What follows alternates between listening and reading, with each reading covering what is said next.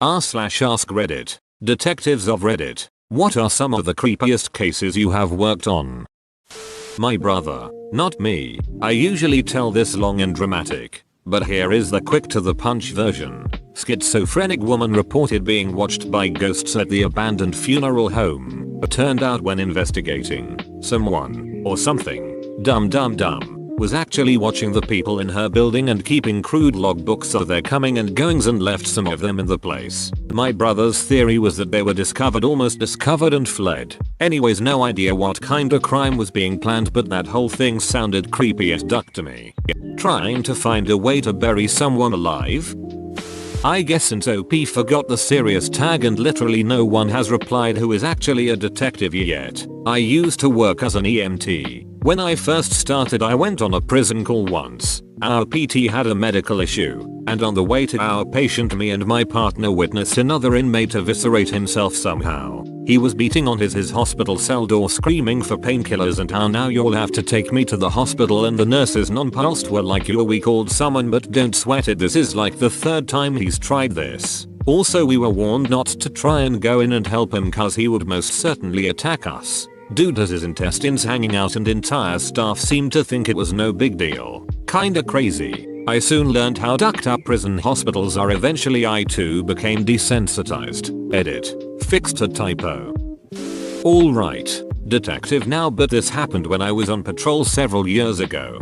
Got a call to check the welfare of a guy whose neighbor hadn't seen him in a couple years. Why it took so long to report, but it was out in a rural area. Anyway, we roll up and the windows are black with mold and flies. Car is parked in the garage. No signs of forced entry. Breach the door and find said guy wrapped up in a phone cord beside a toppled chair in his dining room. He was mummified, melting into the carpet. Barely recognizable as a human aside from his shape and clothes. The smell of him mingled with the inches of stagnant water in his basements from burst pipes and all the dead flies and mold. I'll never forget it. We also found 2 bags of groceries neatly packed on the floor in his kitchen. House was very tidy as well. No witnesses. Estranged from his family. Clearly had a cat, but we never found its remains. Medical record indicated he had a heart condition. My theory is he was having a heart attack and tried to call 911 but never got to make the call. Perhaps the creepiest part? His mailbox was overflowing with past due bills and cancelled utility notices. The last one was a couple months old, and it stood I learned to someone had long to call. This happened when I was a newer cop on patrol. Long before I became a detective, I was working midnight in a neighborhood with a high violent crime rate, and we got sent to a dispute at a bar. This wasn't just any bar. We always referred to it as the Star Wars Cantina because it was always a shit show. We stopped a rape in progress in the dirt alley behind the same bar not long after this. I was working with a female that night. We make our way through the bar, systematically booting people out, and get to the bathrooms. I open the door to the men's room and it's empty. Single stall bathrooms. My female partner goes to open the women's bathroom door but it's locked. She knocks on the door and a female says, "I'll be out in a minute." We advise her that the bar is closing. Bars close at 4 AM in NY. After a couple of minutes we begin to grow impatient. Female partner knocks on the door again and the female agrees to open the door. When she comes out, we ask her what took so long. She's not providing any substance in her answers. She's wearing tight yoga pants, and we notice that she has a large bulge in the back of her pants crotch. We believe she was either doing drugs in the bathroom and shoved the rest in her pants or that it was a weapon. When we question her about it, she's very evasive and won't answer us. Female partner begins to search her as she pulls back the female's pants and shines her flashlight down to look. My partner says, "Duck." She sees a baby arm sticking out from the female's vagina and up through her ass cheeks. This chick had been drinking and smoking crack all day. She had a stillborn and continued to stay at the bar and smoke crack. When the ambulance arrived, they went back into the bathroom with the female and pulled the rest of the baby out of the female and into the toilet bowl. The baby was completely formed, except it never formed a head. It was just sunken in around the neck. I've seen some crazy shit in my career like brutal homicides etc. But that one always stands out the most. Ex-insurance investigator here. The most unsettling arson case I worked was at the Masonic Temple in the historic Black Business District in downtown Birmingham. This beautiful 8-story Renaissance Revival style building was constructed in the 1920s and included a massive marble lobby and a grand, and I mean grand, ballroom. It also housed numerous black-owned businesses like tailors, dressmakers, attorneys, doctors, dentists, the NAACP, etc. etc. After integration and white flight, the businesses closed or moved, resulting in the building becoming vacant, with the exception of the still functioning Masons. Even though the building was heavily secured and guarded by a single security officer, it was still breached by squatters crackheads, who managed to cause a fire on the 3rd floor. That's where I came in. My job was to determine the source, cause, and extent of the fire damage. That meant exploring the entire building, which had no electricity because the fire department cut it until it was deemed safe to resume electrical services. The grand ballroom took up the entire 2nd floor, and luckily had no damage, so I just admired the exquisite millwork and decor. The 3rd floor housed mostly professional offices. Some even contained their original mid-century furniture, in pristine condition. The 4th floor, however, became darker, literally darker. I used a flashlight to advance down the gloomy hallways and inspect every room. I found the NAACP office that was literally frozen in time, file cabinets and all. As I was moving down the 2nd hallway, my eyes fixated on a large, looming structure in the far corner. I slowly made my way closer, nervous about what I would find. Finally, I was close enough to discover a ducking coffin, an old, Dracula-style coffin, standing up at the end of the hall. I didn't dare touch it. As I ascended the building, alone, each floor proved darker and gloomier than the one before, even though each floor had the same amount of windows. And the further up I moved,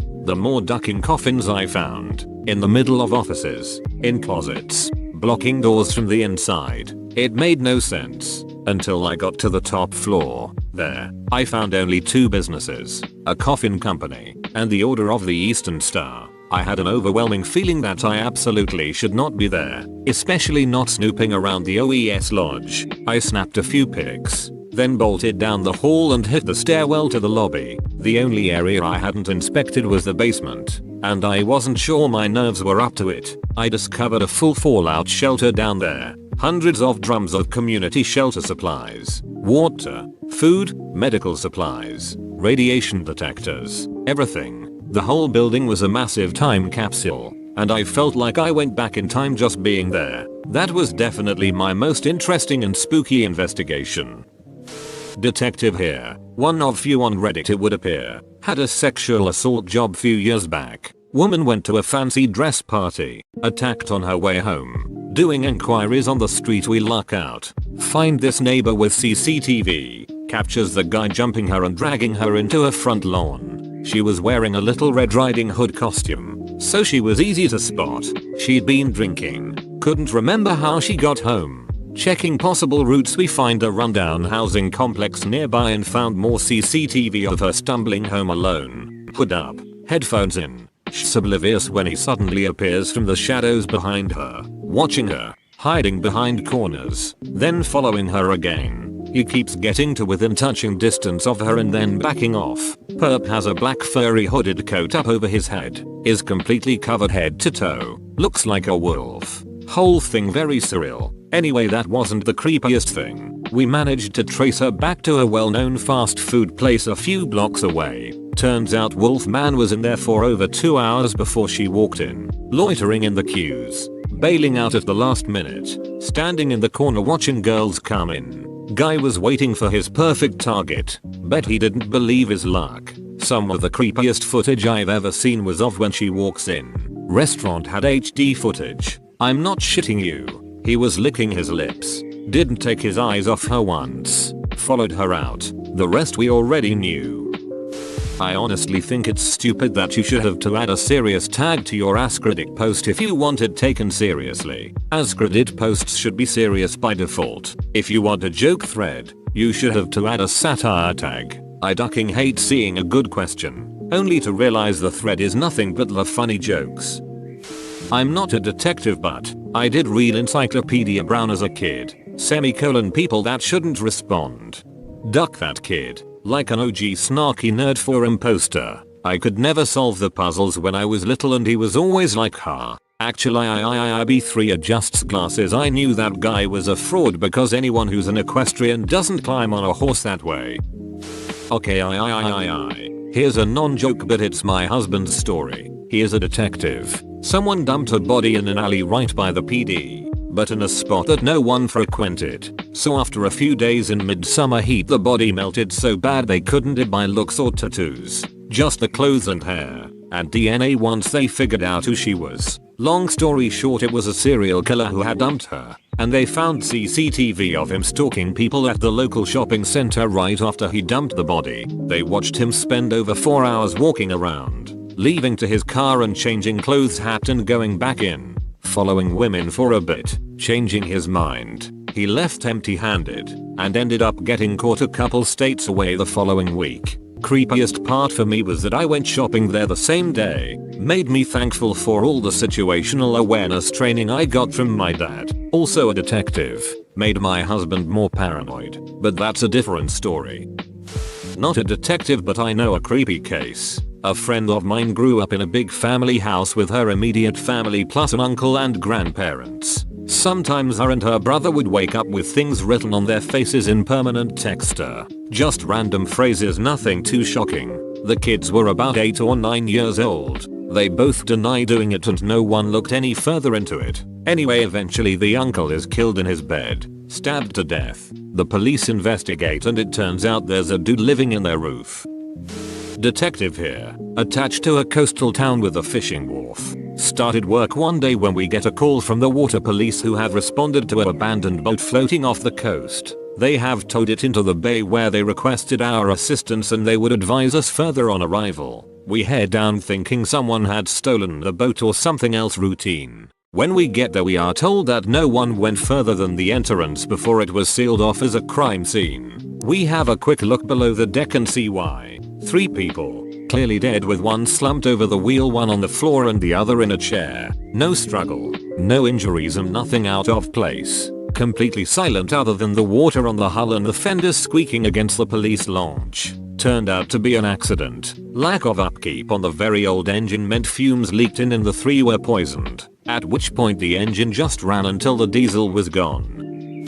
I have a couple that I was tangentially involved with. First one that comes to mind was this kid. Smart kid. Chinese student coming to America for school on an engineering scholarship, I believe. Was dating a girl during undergrad, but they broke up so he could go to grad school at an Ivy League. She started talking to someone else a while after they broke up and he caught wind of it. He bought an airsoft gun and some knives online. Next day I shipped them to his apartment, drove back to where his ex lived and staked out her house, taking meticulous notes about the comings and goings. When his ex was home, when her roommate was home, he went and knocked on the door when just the roommate was home, brandished the airsoft gun like it was a BB gun and negotiated his way in. He bound and gagged her roommate and waited for his ex to get back. When she finally got back, he forced her at gunpoint to sit in a chair, where he tied her up and taped over her mouth. He stabbed her in the neck once and then just stared at her, expecting that to kill her instantly, like a movie or video game.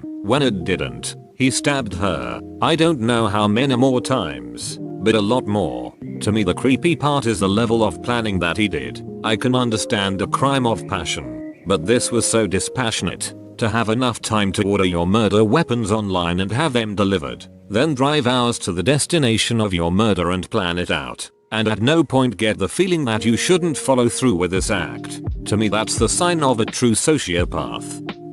Insurance adjuster here. I'm not a detective, but I do lots of fraud investigations. The ones that aren't fraudulent sometimes just turn out to be really ducking weird. The winner for me hands down is the man who claimed he was terrorized by mole people. I know.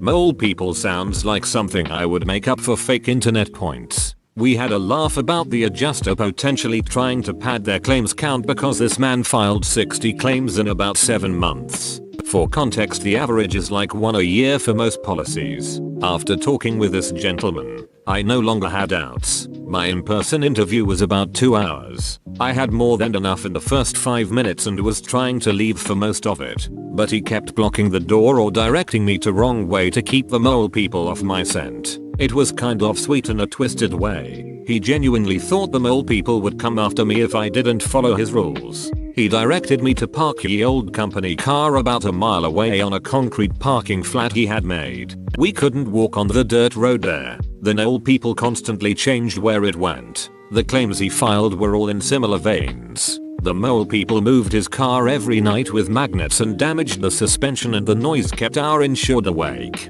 They'd steal his hubcaps and put them back before they thought he would notice. But he noticed, and they were covered in scratches from being pulled through the dirt. They would use long thin sticks from underground to siphon gas or wiper fluid or oil, but never more than a few drops. And for every one of these things he would file a claim which would inevitably be well below his deductible. We decided there was no fraud, but a call to Adult Protective Services was merited.